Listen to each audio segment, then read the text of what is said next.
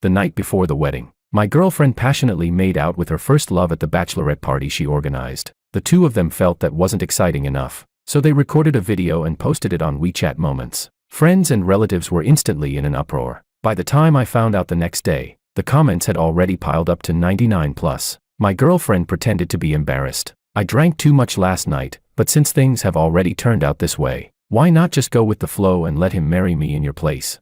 After all, we already registered our marriage a long time ago. One wedding ceremony more or less doesn't really matter. The hotel staff standing nearby were completely stunned, convinced that I would definitely lose my temper, but I smiled and nodded, agreeing to what she said. My girlfriend was very pleased with herself, saying that I had finally learned my lesson this time and hadn't made a fuss over her first love, but she seemed to have forgotten that the marriage certificate she and I got back then was fake. Chapter 1. After agreeing to my girlfriend Juliet's request, she immediately told me to take off the wedding suit. The hotel staff also replaced the wedding poster that had originally belonged to me with one of her and Matthew. Alexander. Matthew's parents have been pressuring him to get married urgently. Once we get through them, I'll make it up to you with a wedding even grander than this one. Okay.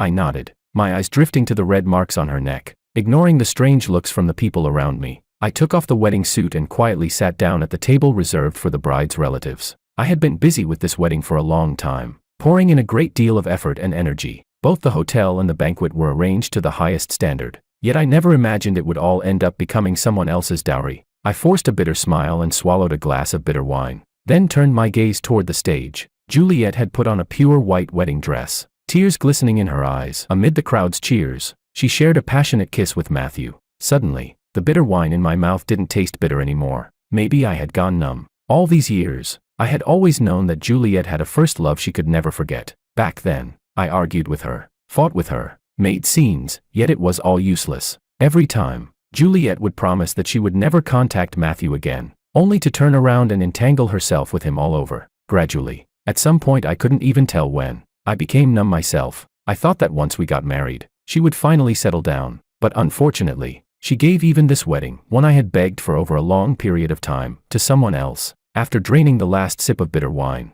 I left the wedding venue before the toasting ceremony began. Soon, Juliet called. Alexander, the toasting hasn't even started yet. Why did you leave? Matthew even said he wanted to have a few drinks with you to thank you. Thank me? I think he just wanted to mock me. She couldn't possibly not know that Matthew and I didn't get along. It was just that she cared more about Matthew, so she repeatedly indulged his provocations toward me. I have something to take care of, so I left first, I said. What could you possibly have to do? Are you angry because of the wedding?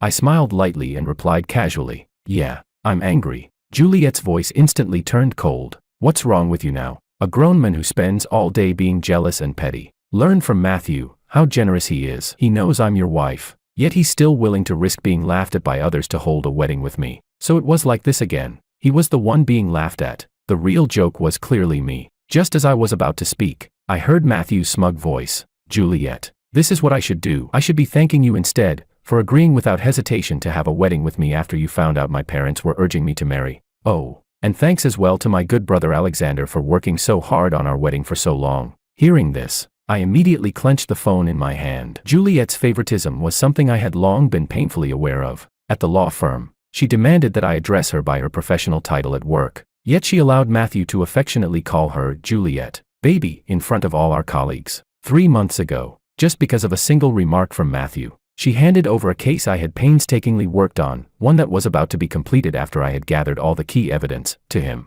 But Matthew was utterly incompetent. Even with evidence that guaranteed a win, he still managed to lose the upper hand. Juliet immediately dumped the mess back onto me. Alexander, you know Matthew just joined the firm. We can't let this one case affect his future. Besides, this case was always yours. Now that it's about to fail, you should bear all the responsibility. All right, didn't you want to have a wedding with me? After this, I'll compensate you with a wedding. Okay. But I never imagined that this wedding, from beginning to end, had always been prepared by Juliet for Matthew. Seeing that I didn't respond to Matthew, Juliet grew angry. Alexander, Matthew is talking to you. What are you spacing out for? You're really so immature. Don't force me to scold you on such a happy day. I couldn't help but mock myself. Yeah, I'm immature. Sorry. Perhaps she heard the heaviness in my voice, because Juliet's tone softened slightly. Forget it. You being immature isn't something new. Let's leave it at that. We're going to start toasting now. Oh right. Go back and pack up first. Move out temporarily. There's going to be wedding pranks tonight. And if Matthew's parents see you, everything will be exposed. It really was time to move out. After all, that place was no longer my home. Did you hear me, Alexander? I cut her off, my expression calm as I said, Juliet, let's break up. Chapter 2. Juliet froze for a moment, then snapped angrily, Alexander, what are you talking about? We're legally married, what do you mean, break up?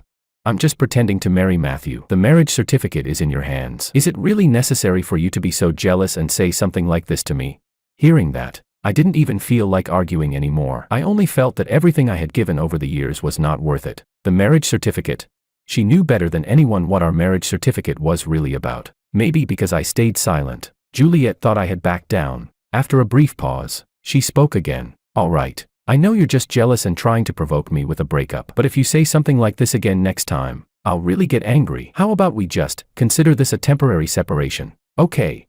Oh right, there's a case over in City A that's pretty tricky. Go there first and investigate. Gather some evidence. With that, Juliet hung up the phone, but faintly, I still heard her explaining things to Matthew. I haven't found anyone to take over the case he's handling yet. Once I find someone, I couldn't help but feel miserable for myself. So in her heart, was I nothing more than a money-making tool?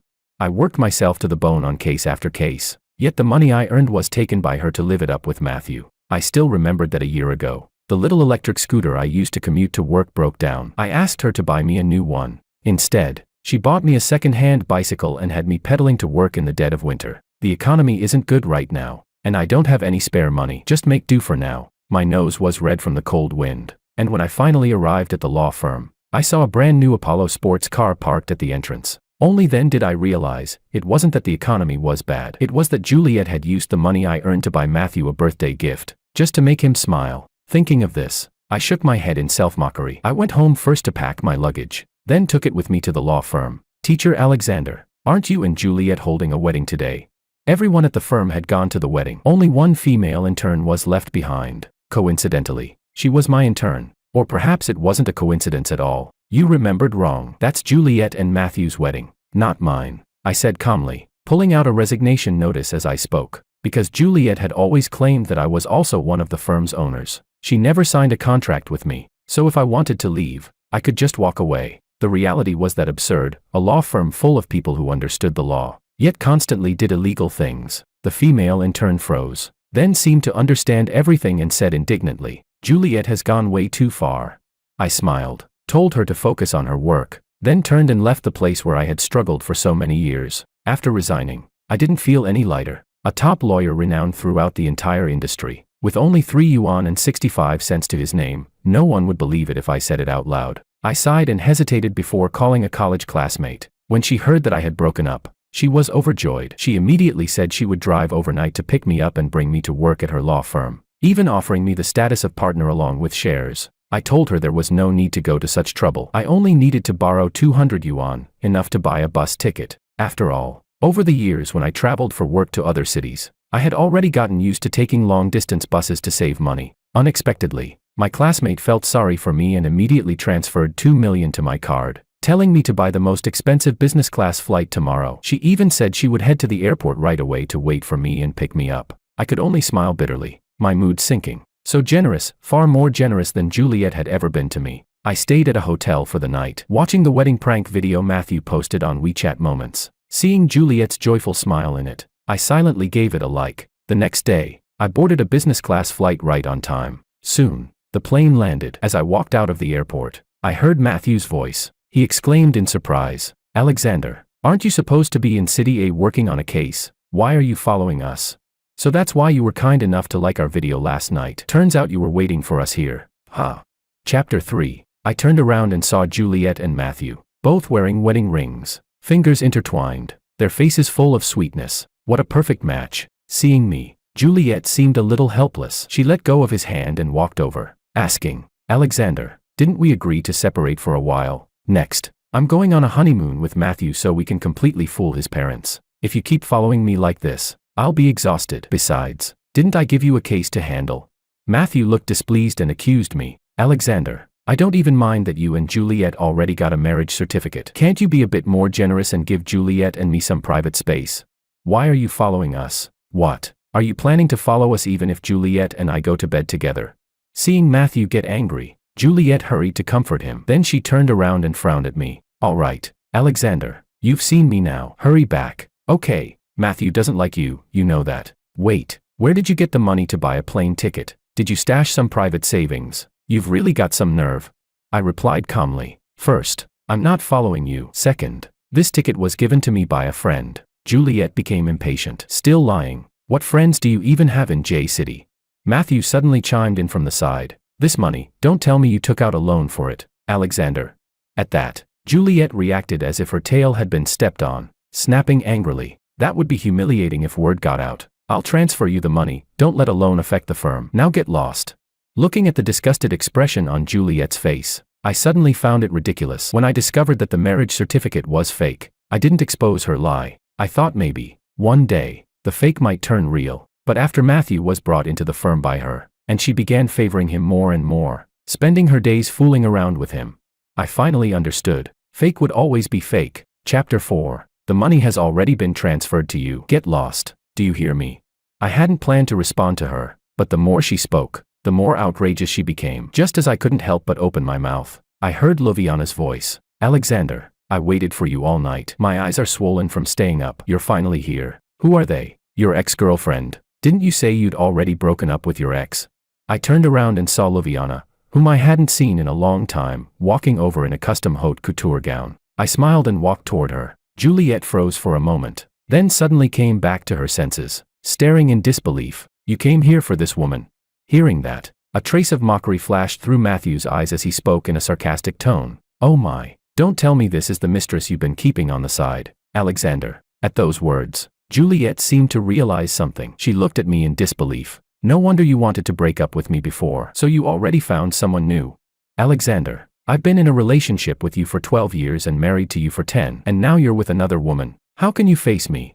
Matthew was full of smug satisfaction as he continued to belittle me. Alexander, how could you betray the pure love between you and Juliet over such a small matter? You're really too disappointing. Juliet, let's go. Breathing the same air as a scumbag like this makes me feel dirty. I was so angry that I laughed. What a shameless attempt to turn the tables. Not to mention that Loviana and I were completely innocent, even if I really had cheated. What right did they have to come out and accuse me? Juliet didn't leave. Instead, she stormed over and viciously slapped Loviana. You wretched woman who ruins other people's happy families. Didn't you know he has a wife? Seeing this, I rushed forward and shoved her away. Juliet, are you out of your mind? At that, Juliet's eyes turned red. She clenched her fingers and pointed at me. Alexander, you actually scolded me and pushed me away for this woman. Have you forgotten all those vows you once swore to me? Those eternal promises.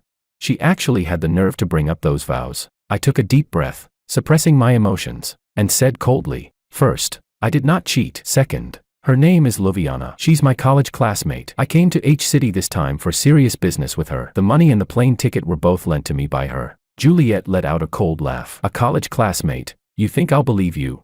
Believe it or not, Loviana. Let's go. I turned and took Loviana with me, about to leave, but Juliet angrily blocked my way. Alexander, if you dare to leave right now, I'll fire you from the law firm. You'll never be allowed back. Just as I was about to speak, Loviana seemed unable to hold back any longer. That would be perfect. Then Alexander can officially become a partner at our firm. As she spoke, she took out the partnership agreement she had prepared. Hearing this, Juliet's gaze trembled. In the next second, she grabbed my collar tightly and demanded angrily, is what this woman said true? You're going to her firm as a partner. Alexander, just because of such a small matter, you're switching firms. I don't agree to you switching firms. A trace of mockery flashed through Matthew's eyes, but he sighed on the surface. Alexander, you're a lawyer yourself. How can you knowingly break the law? If you jump ship now, you'll have to pay us a huge sum in compensation. Loviana immediately replied, no matter how much it costs, our firm will pay.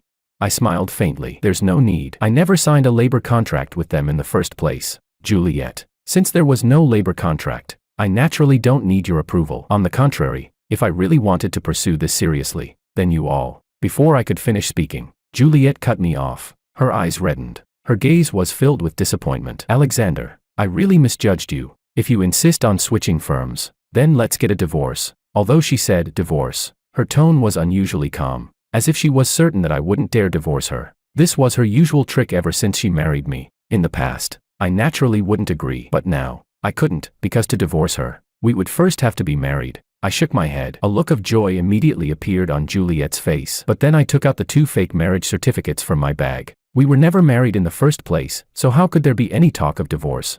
Chapter 5. Panic flashed across Juliet's face for a split second. Then, as if she had thought of something, her expression darkened. She snatched the marriage certificates from my hand, tore them into pieces, and flung the scraps into my face. Alexander, it looks like you really came fully prepared today, even fake marriage certificates and all, and you still dare say none of this was planned by you. Then tell me, if everything was just a coincidence, why were you carrying around these 2 fake marriage certificates? This isn't our marriage certificate at all.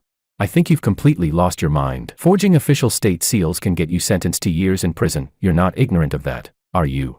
A trace of disappointment flashed through Matthew's eyes before he spoke in a sarcastic, mocking tone. Alexander, as if we don't know what kind of person you are. If I remember correctly, you've had that marriage certificate for 7 years already, right? If it were really fake, would you have waited until today to expose it?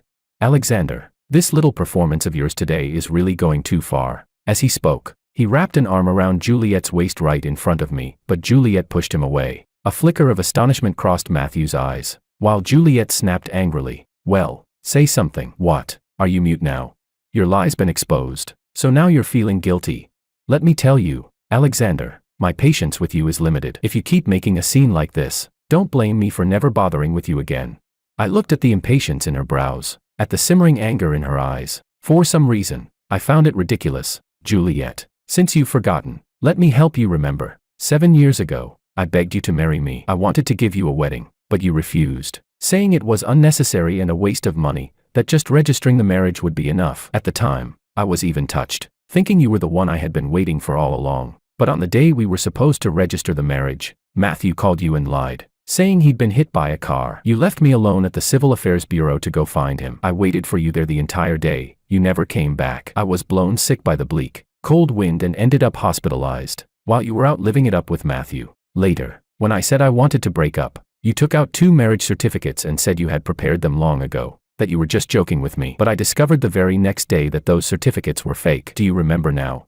Hearing this, Juliet looked as if she had been struck by an earthquake, her face filled with shock and pain. Perhaps she had finally remembered. I paid her no mind and continued calmly. As for why I stayed with you for so long despite knowing the certificates were fake, it's because I was naive back then. I thought that given enough time, something fake might one day become real. But fake is fake, after all. And as for why I kept those 2 fake marriage certificates, it was nothing more than a memento. A reminder of the past few years of my youth that were chewed up and wasted like scraps thrown to a dog. But now that you've torn even that memory apart, there's nothing left between us. At first, my tone may have been a little agitated. I wanted to finally say all the unfairness I had bottled up over the years. But by the end, all that remained was calm and clarity. So this was it. Leaving turned out to be such a simple thing. I glanced at Matthew. His eyes were wide with excitement and undisguised joy. If I were him, I'd probably be happy too. After all, a long-standing rival was finally gone. Enough. Alexander, even now you're still arguing and lying. The marriage certificate we got was obviously real. Back then, you were the one who begged me to marry you. Now you're the one talking about divorce. Why does everything always have to be decided by you? If you want a divorce, let me tell you, impossible. Now come home with me. After venting her anger, Juliet grabbed my collar and, without even sparing Matthew a glance, dragged me toward the airport terminal. Matthew's expression stiffened instantly. Juliet, the Juliet who had always responded to his every word, ignored him for the first time. I looked at her like this, unable to understand. Wasn't she the one who always said that if it weren't for me clinging to her back then, if it weren't because I annoyed her, she wouldn't have stayed with me at all? Now that I had finally let go, why was she unwilling to accept it?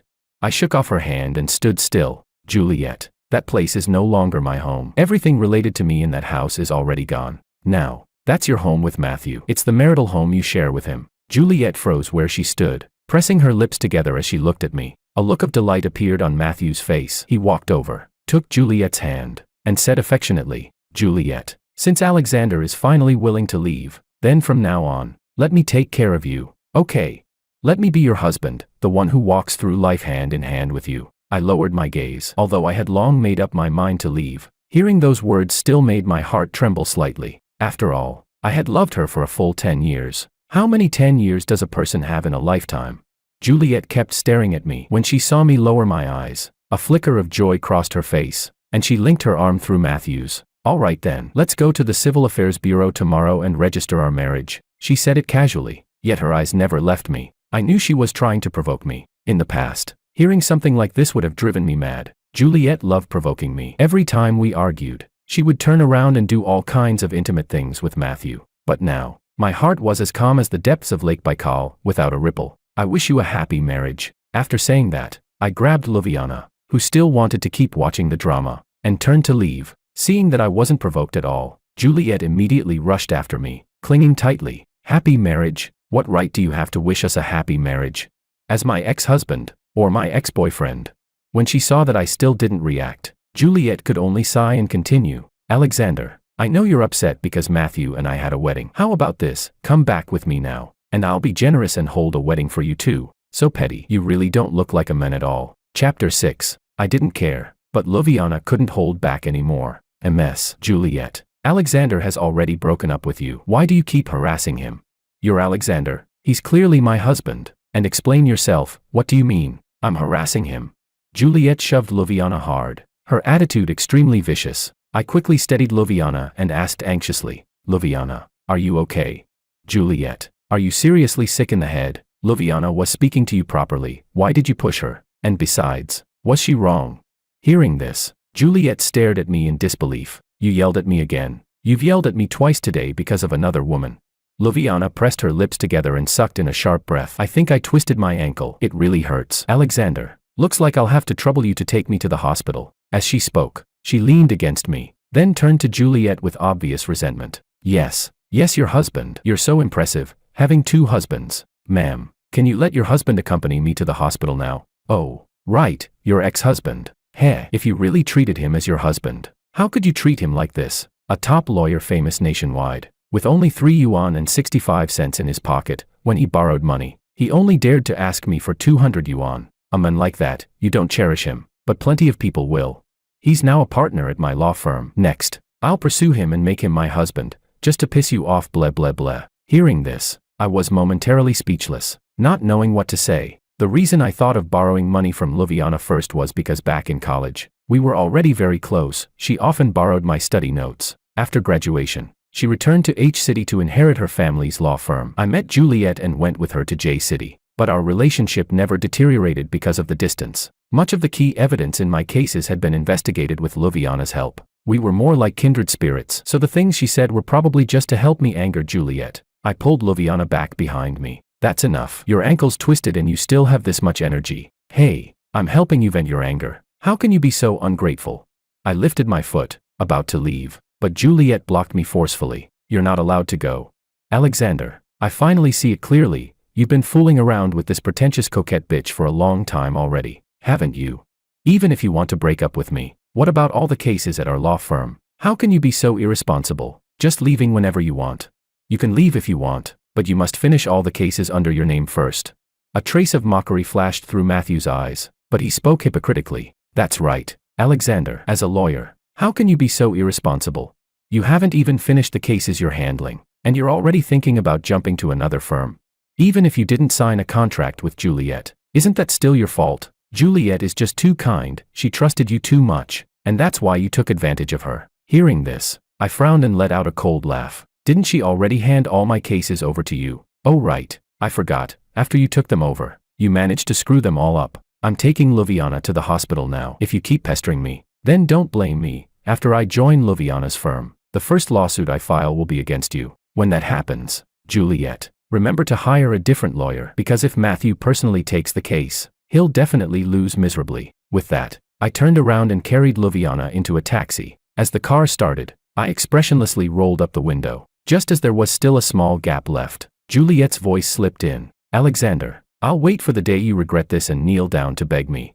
Then keep waiting. Chapter 7. I watched as Juliet's figure grew smaller and smaller in my line of sight. Just like the past we once shared, it was as if the world were being reconstructed. TSK, so painful. Luviana, who had been forcing herself to hold on just moments ago, instantly showed a pitiful expression the moment we got into the taxi. With a look of annoyance, I helped her take off her shoes and socks. Her ankle, smooth as jade, pale as snow, was flushed red all around. I began to gently massage it for her. If you hadn't spoken up earlier, we would have left long ago. You wouldn't have had to endure this pain for so long. Luviana didn't know what she was thinking about. Her cheeks flushed pink, but her tone remained stubborn. Wasn't I just trying to stand up for you?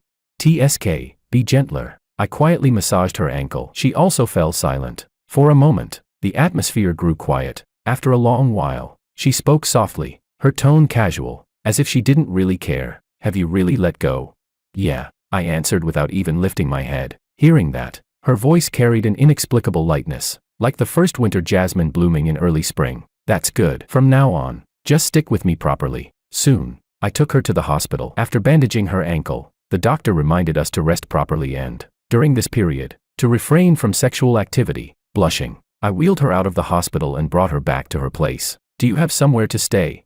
If not, just stay at my place. Luviana suddenly spoke while sitting in the wheelchair. I froze for a moment, then shook my head. No, that would be too much trouble. I'll just rent a place myself. Oh right, the 2 million you transferred to me is way too much. I'll keep 3,000 and transfer the rest back to you. I didn't know which sentence upset her. The moment I finished speaking, she smacked my hand hard, tossed out a curt idiot, and wheeled herself into the house. Maybe I really was an idiot. I could tell what Luviana meant, but I had just gone through a breakup, and for now, I didn't have the heart for that. I surveyed the unfamiliar room, and my thoughts drifted back to the first time I went to J-City. Back then, Juliet and I were squeezed into a tiny rental apartment. The air carried a musty smell, and at night, the entire place seemed to radiate a bone-chilling cold. Whenever that happened, Juliet's hands and feet would turn icy as she curled up in my arms. Alexander, it's so good to have you. Be my exclusive human heater for the rest of my life. Okay. I nodded gently, holding her tightly in my arms, swearing that I would succeed, that I would make a name for myself so she would never have to suffer with me again. Later, through hard work and the connections I had accumulated over years of litigation, I opened a law firm with her, one that belonged to the two of us. And then, everything seemed to change. Juliet no longer needed me to warm her hands and feet. With just a word from her, countless men would rush to compete for the chance to be her human heater. She began dumping everything at the firm onto me, while she spent her days fooling around outside. At the time, I only thought she had been repressed for too long and, after gaining money, simply wanted to experience life, so I tacitly allowed her indulgence. But one day, when I went to a hotel to meet a client for a case, I ran straight into Juliet and Matthew coming out together. She explained that Matthew wanted to join our firm, so she had come to the hotel to interview him. I laughed in anger. Interviewing at a hotel, did she take me for an idiot? I slammed a punch into Matthew's face. He didn't hold back either, striking my temple so hard my vision swam and I staggered back several steps. Yet Juliet paid me no attention at all. She only cared about Matthew. That was when my heart truly went cold, and I turned and left. That night, Juliet came to find me, apologized, and promised she would never do it again. I believed her, but the very next day, when I returned to the firm, I found that Matthew had already been hired, and had even taken over my office. Alexander, Matthew is a bit socially anxious. You move out for now and let him use this office. Under the subtle, awkward gazes of all my colleagues, I carried my things to a corner outside and worked there. From then on, Juliet, who used to come to my office only once every 10 days or half a month, began showing up to work on time every single day, and would stay in Matthew's office all day long. Juliet said she was waiting for the day I'd regret everything, but what I really wanted to tell her was, the thing I regret the most in my life, is falling in love with her. Chapter 8. The next day, I officially started working at Luviana's law firm. I turned down the partnership contract she offered me at the beginning. I told her that I wanted to become a partner through my own abilities. I, Alexander, have never needed charity. Luviana didn't quite understand, but she respected all of my choices. As punishment for rejecting her, however, she made me eat her experimental dishes every day, food she cooked while learning culinary skills. With only 3,000 yuan left in my pocket, half of which had gone to rent, I nodded fiercely in agreement. Surprisingly, it was really good. Much better than what Juliet used to cook. Well, that made sense. Luviana came from a well-off family. She must have learned these things since she was young. How could it possibly taste bad?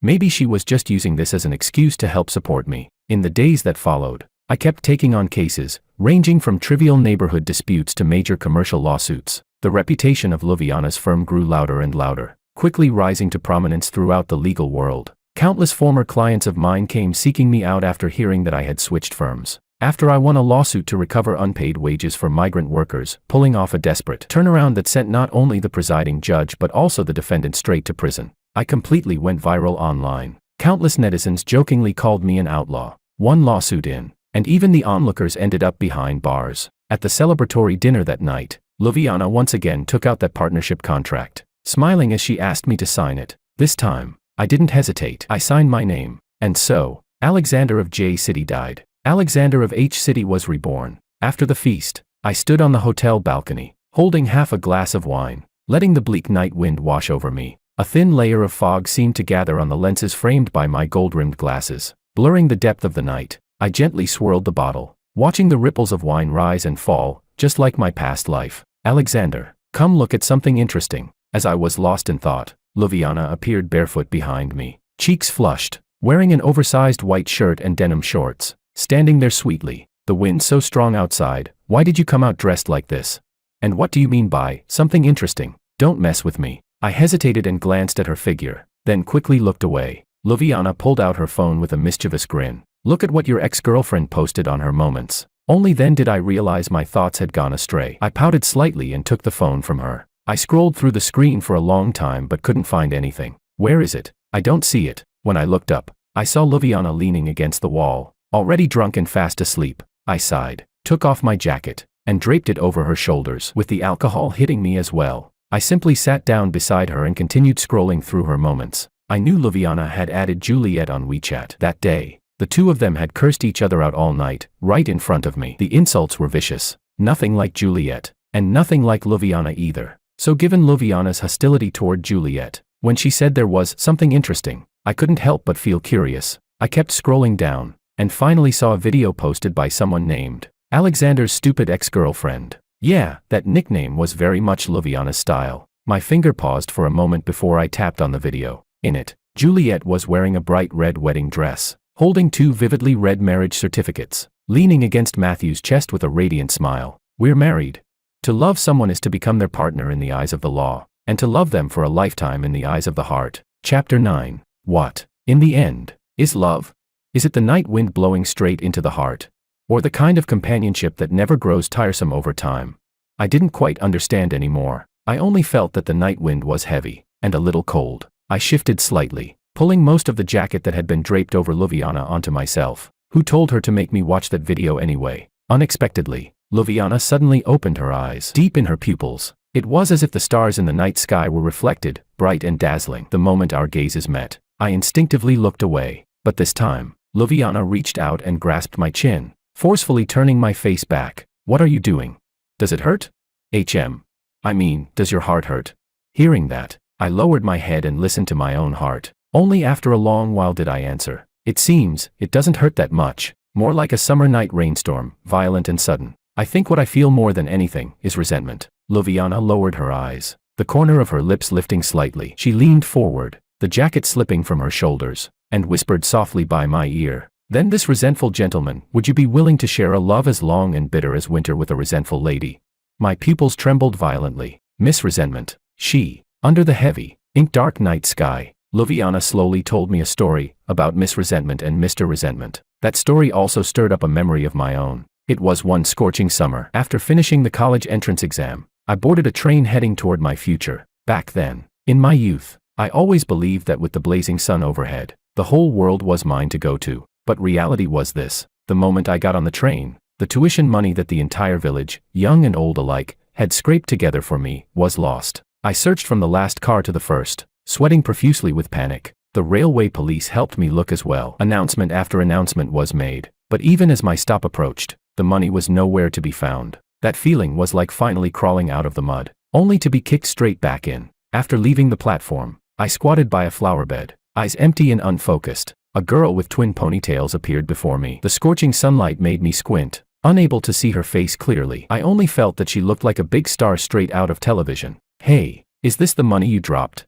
My hands trembled as I reached toward the thick stack of bills. I wanted so badly to say that it was mine, but I knew it was too clean. So clean that even from a distance, I could almost smell the faint scent of money on it. I lowered my head and pulled my hand back, just about to speak, when the girl suddenly tossed the money onto me and ran off. I stared blankly as I looked up, seeing only hair flying and a white dress swaying away. Thinking of this, I seized Luviana's hands and pressed her firmly against the wall, my voice hoarse and low. So, that girl back then was you?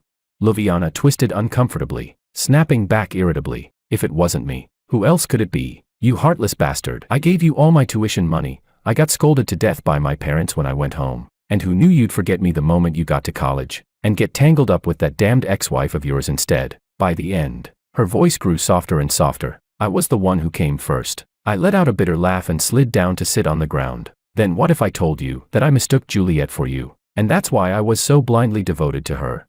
Hearing this, Luviana lifted her eyes in a daze, confusion filling them. I sighed and explained simply, she owns a white dress, exactly the same as the one you wore that day. Luviana instantly understood. Anger flashed across her face. Damn it, I'm never wearing white dresses again. I'm so mad. No, you should still wear them. I like them. Luviana looked up in surprise, and met my slightly cold lips. Chapter 10. Luviana and I fell deeply in love, inseparable, clinging to each other all day long. Yet out of nowhere, Juliet called me. Alexander, did you see the video I posted on my moments? It's too late for you to regret it now. I've already married Matthew, and this time, the marriage certificate is real. Luviana said nothing, only teasingly brushed a hand over me. I immediately broke out in a cold sweat. Juliet, I wish you and Matthew a happy marriage. All right, I still have things to do, so I'll hang up now. After ending the call, I couldn't wait to pounce on Luviana. Explain yourself, what did you mean by touching me just now? To see whether you're capable or not. Fine, I'll show you just how capable I am.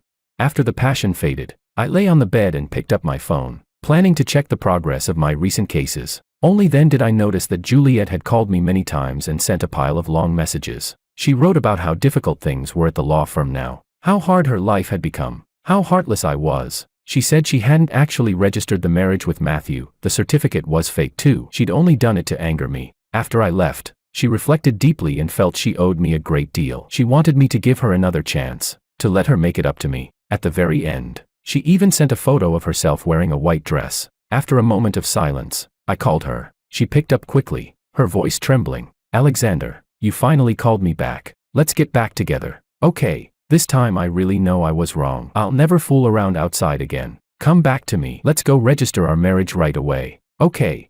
I glanced at Luviana beside me, pretending to be asleep, and smiled calmly. No, Juliet, I've already found the real girl in the white dress. With that, I hung up. Juliet called again, but I didn't answer. All that remained was the ringtone echoing in the room. I heard you finally walked into a wedding.